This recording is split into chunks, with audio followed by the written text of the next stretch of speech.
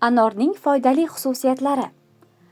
Anor tarkibidagi vitaminlar C, B6, B12 va mikroelementlar evaziga yurak qon tomir tizimini mustahkamlaydi, gemoglobinni oshiradi, immunitetni ko'taradi va saratonga qarshi himoya qiladi. Shuningdek, xotirani yaxshilaydi, terini quyosh nurlaridan asraydi, yallig'lanishga qarshi kurashadi va jismoniy charchoqni kamaytiradi.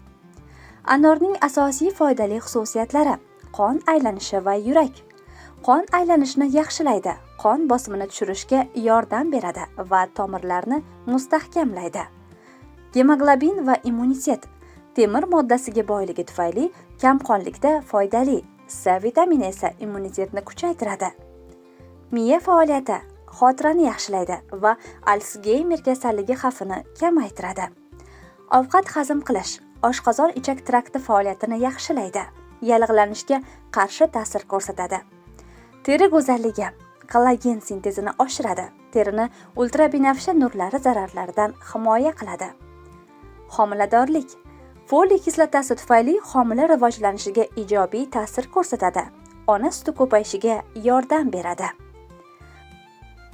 Anor meva, sharbat yoki po'st damlamasi ko'rinishda iste'mol qilinadi, ammo kislotaliligi tufayli me'dasi xasta insonlar ehtiyotkorlik bilan iste'mol qilishlari tavsiya etiladi.